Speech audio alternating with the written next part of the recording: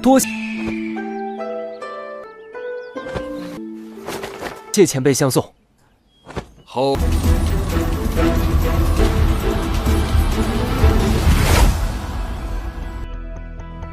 终于完整的运行了7个周天，比真火更加纯粹。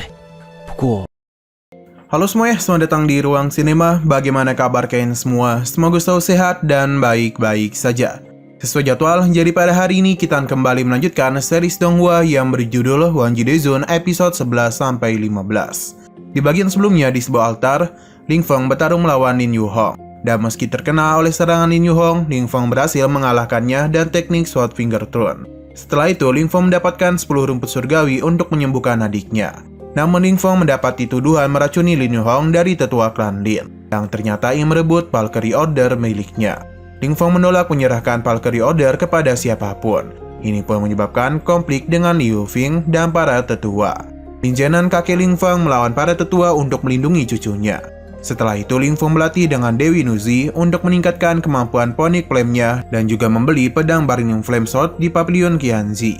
Ketika dihadapan oleh Xing Xiao, Ling Feng menang dalam pertarungan sengit, menunjukkan kemampuan luar biasa yang menarik perhatian banyak pihak.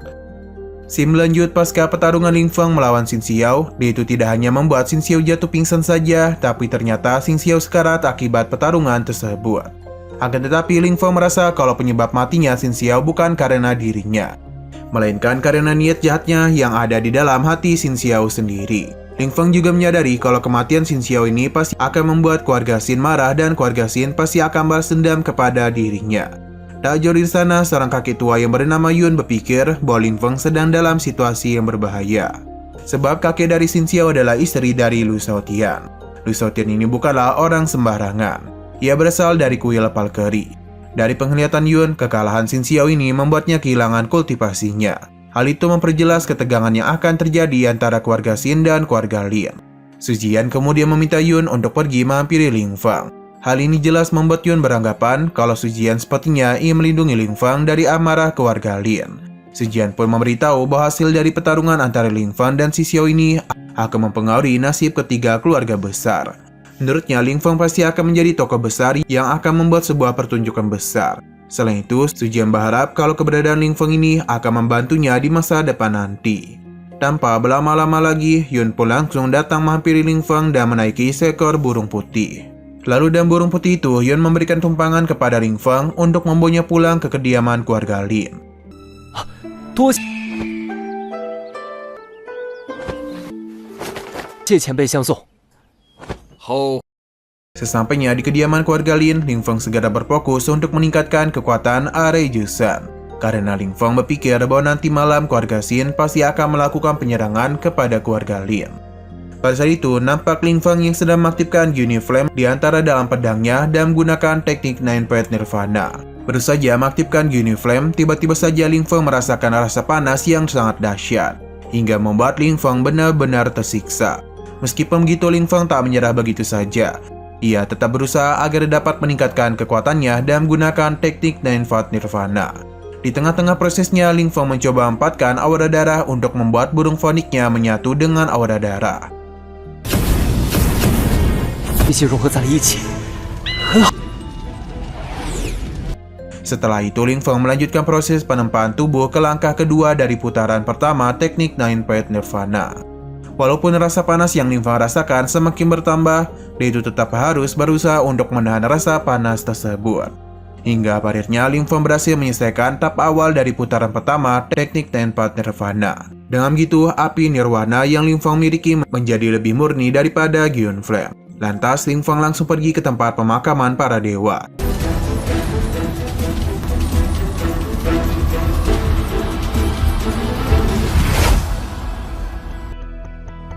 终于完整的运行了7个周天，比真火更加纯粹。不过，我现在 Dan di sana ia meminta Dewi Nuzi untuk membantunya agar dapat dan cepat memulihkan makam dewa. Dewi Nuzi kemudian mengingatkan Ling Feng mengenai dewa yang bernama Yansen Tianzun. Jika Ling Feng berhasil menghabisinya, maka Ling Feng akan mendapatkan rahasia jiwa dewa miliknya. Untuk saat ini, Yansen Tianzun masih memiliki sisa-sisa jiwa di dalam makamnya. Meskipun masih tersisa, tetapi sisa-sisa jiwa itu sangatlah lemah. Oleh karena itu, Ling Feng dan menggunakan api nirwananya memiliki kesempatan untuk bertarung dan menghabisi Yansen Tianjun. Mendengar hal ini jelas Ling Feng menjadi begitu tertarik dan langsung bergegas pergi menuju ruang permunian makam dewa.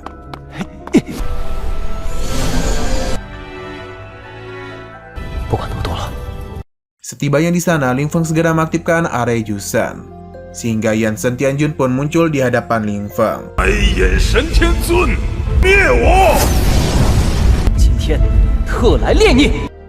Melihat keberadaan Yansen Tianjun ini, Ling Feng mulai bersiap dan api nirwananya untuk memunikan jiwa Yansen Tianjun.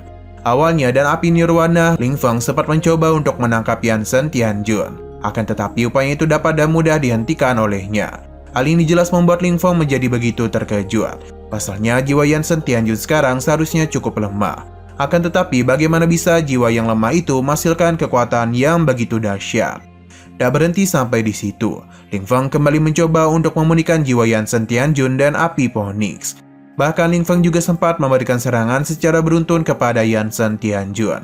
Namun sayangnya seluruh serangan itu tidak ada apa-apanya di hadapan Yansen Tianjun. Di sisi lain, tepatnya di awal keluarga Xin, tampak tetua klan Xin bernama Xin Song menjadi begitu marah setelah mengetahui kalau kultivasi cucunya Xin Xiao telah dihapus oleh Ling Feng. Amarah ini tidak hanya dirasakan oleh Xin Song saja, beberapa tetua lainnya seperti Xin San juga tak terima. Oleh karena itu, Xin Song dan yang lainnya pun memutuskan untuk mengerahkan 800 prajurit elit untuk pergi ke kediaman klan Lin. Kembali ke ruang permunian makam dewa. Di sana tampak Yansen Tianjun masih mampu menghindari segala serangan Ling Feng. Sementara Ling Feng nampak sedang merasa kesulitan untuk memunikan Yansen Tianjun. Jika Ling Feng terus memaksa situasi seperti itu, maka api nirwana miliknya akan terakumulasi dan akan segera habis. Di tengah-tengah kebingungan yang dia rasakan oleh Ling Feng, Dewi Nuji pun tiba-tiba saja memberikan saran kepadanya untuk membujuk Yansen Tianjun. Karena situasinya saat ini, Yansen Tianjun sangat keras kepala dan akan terus berusaha melawan Ling Feng. Tanpa berpikir panjang lagi, Ling Feng pun langsung menuruti saran dari Dewi Nuji. Ling Feng mencoba untuk membujuk Yansen Tianjun dan mengatakan, jika Yansen Tianjun bersedia untuk menyerahkan jiwanya, maka Ling Feng akan memberikan kesempatan kepada Yansen Tianjun untuk terlahir kembali. Mendengar perkataan Ling Feng ini, Yansen Tianjun sama sekali tidaklah percaya. Ia bahkan sempat mengatakan kalau Ling Feng adalah orang yang munafik. Lantas Ling Feng mencoba untuk memberikan ancaman kepada Yansen Tianjun dan menggunakan formasi Jusan. Formasi ini benar-benar berhasil menekan Yansen Tianjun hingga akhirnya dia pun memilih untuk menuruti perkataan dari Ling Feng. Oleh karena Yansen Tianjun sudah bersedia, Ling Feng pun langsung memintanya untuk menyerahkan teknik atau metode tertingginya. Tanpa memberikan bantahan, Yansen Tianjun pun segera menunjukkan dan memberi Ling Feng sebuah teknik dewa yang merupakan hasil dari pemadatan metode rahasia miliknya. Dan metode ini, Ling Feng bisa membuat jiwa miliknya tidak bisa mati ataupun menjadi abadi.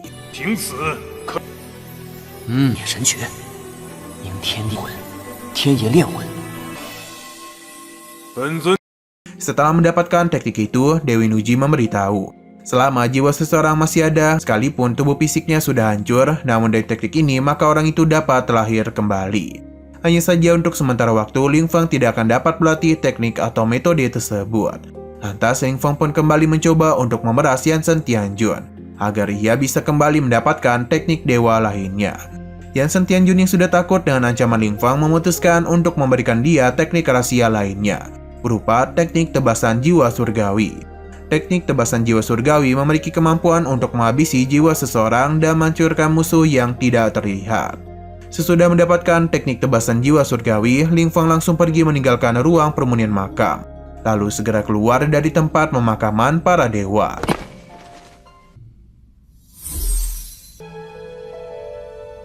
Shh, 别说话。只有涅槃之眼增加了凤凰之，越急越。 也许不久之后， 多谢前辈指点。 Di sini Ling Feng mulai melatih teknik tebasan jiwa, serta menyatukan pola pedang ke lautan kesadaran. Dan begitu Ling Feng akhirnya berhasil memadatkan teknik tebasan jiwa.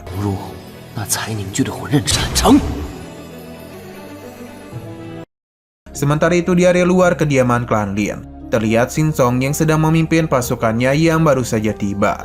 Namun setelah mendengar kabar bahwa hal ini terjadi karena ulah Ling Feng yang telah melukai Xin Xiao, Lin Yufeng pun langsung memberikan perintah untuk segera membawa Ling Feng.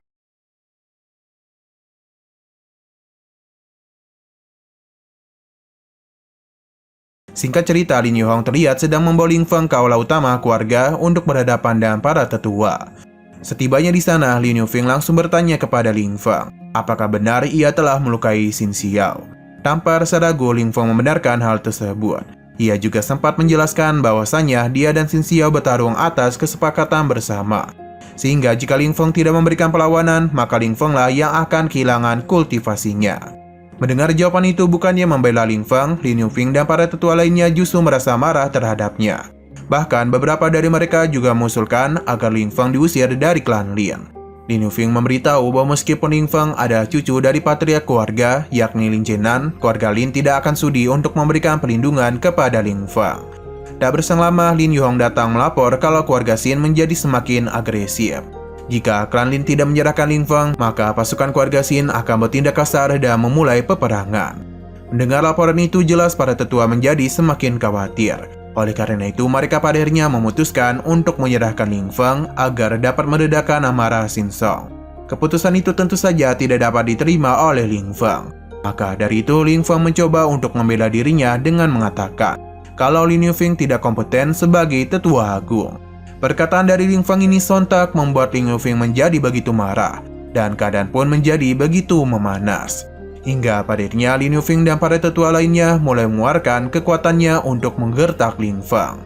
Melihat tindakan para tetua, Ling Feng mulai berpikir bahwa jika dirinya ingin memberikan perlawanan, maka dia hanya bisa menggunakan Jusen saja. Pasalnya, para tetua ini sudah berada di tahap Spirit Martial Rim. Belum sempat terjadi pertarungan, Lin Zhenan tiba-tiba saja datang dan membuat para tetua mengurungkan niatnya untuk menyerang Ling Feng. Sementara Lin Yufeng tampak sedang mencoba memberikan penjelasan kepada Lin Zhenan mengenai tindakan dari Ling Feng kepada Xin Xiao, yang membuat keluarga Xin menjadi begitu marah.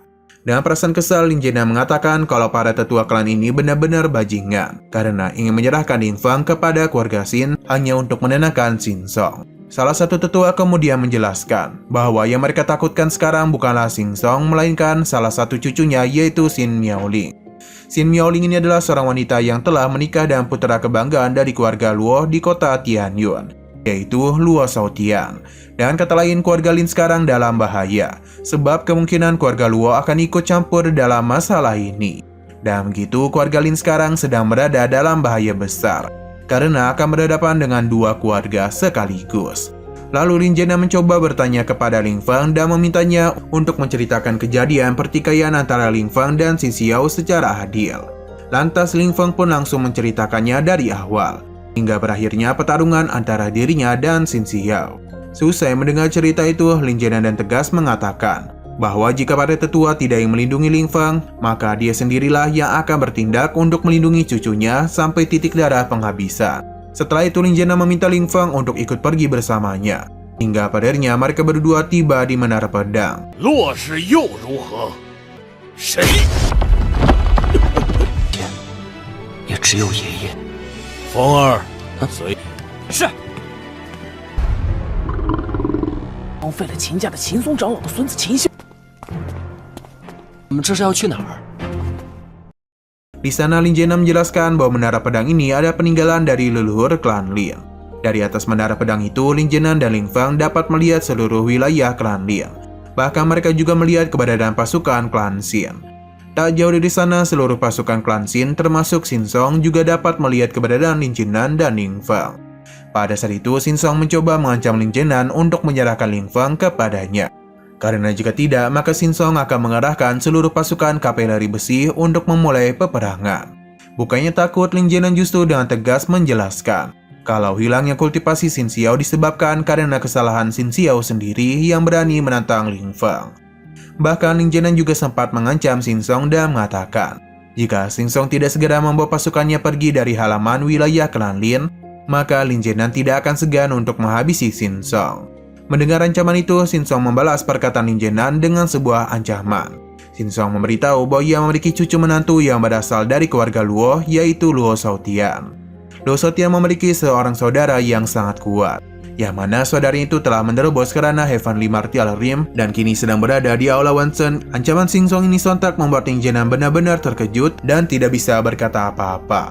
Xin Song kemudian dengan tegas menyuruh Lin Zhenan untuk menyerahkan Ling Feng dan Valkyrie Order yang ada pada Ling Feng.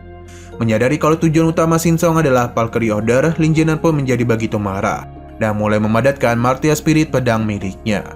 Tak hanya berdiam diri saja, Shinsong juga ikut melakukan hal yang sama, yaitu memadatkan Martial Spiritnya berupa ular piton merah. 地气会怕你？ 钱倾销的要庞大不少。 Lin Jianan kemudian segera membuat sebuah pertahanan dan mengaktifkan formasi pedang klan Lin. Formasi pedang klan Lin adalah sebuah formasi yang dibentuk langsung oleh leluhur klan Lin. Namun formasi ini belum pernah diaktifkan sekalipun selama 100 tahun.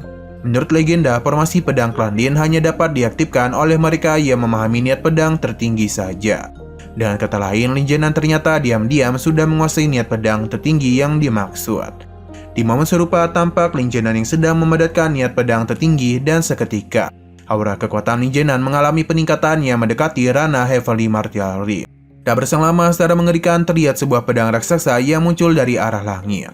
Lalu Lin Jianan langsung menggunakan teknik Dimensional Slashing Sword, Mountain and River Slash.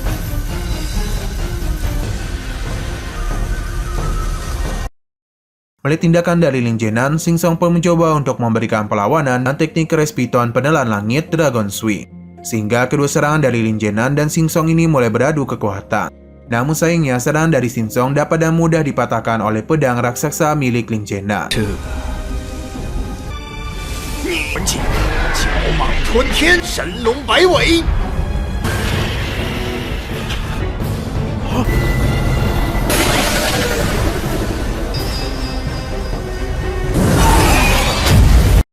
Hingga pada akhirnya pedang raksasa itu pun melanjutkan serangannya ke arah Shinsong, sampai membuatnya terluka parah dan jatuh pingsan. Melihat pertarungan itu, beberapa orang di sekitarnya menjadi begitu terkejut dan meyakini kalau kini klan Lin sedang dalam masalah.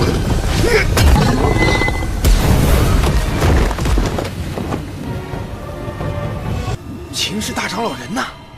大长老昏过去了。林家不怕秦洛两家联？ Karena tindakan barusan pasti akan membuat klan Luo turun tangan. Lin Jianan kemudian dan tegas berteriak mengatakan bahwa ia tidak akan mengampuni siapapun yang ingin menyakiti cucunya Ling Feng. Di waktu yang sama terlihat para pasukan dari klan Xin bergegas membawa pergi Shinsong dari wilayah klan Lin. Selepas pasukan klan Xin pergi, tampak Lin Jianan yang sangat kewalahan dan merasa sakit. Hal ini terjadi karena dirinya telah kehabisan energi pasca menggunakan kekuatannya yang sangat besar barusan.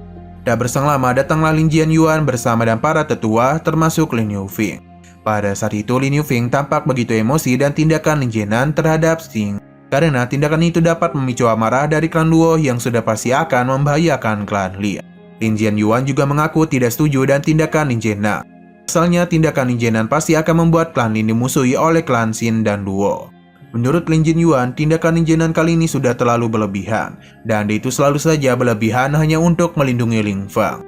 Terima dari ucapan Lin Jianyuan, Lin Jianan langsung menampar wajahnya, sambil berkata kalau Lin Jianyuan sangat lemah dan penakut. Itulah kenapa Lin Jianyuan tidak dapat menguasai niat pedang tertinggi. Lin Jianan memberitahu bahwasannya klan Xin berani menyerang klan Lin bukan karena mereka memiliki klan Luo di belakang mereka, melainkan karena mereka tahu kalau para tetua klan Lin terlalu lemah dan terlalu penakut. Lin Jianan kemudian menjelaskan kepada Ling Feng bahwasanya hanya orang yang memiliki keberanian tingkat tinggi saja yang dapat memahami dan menguasai niat pedang tertinggi. 好心救火， 不能再动气了。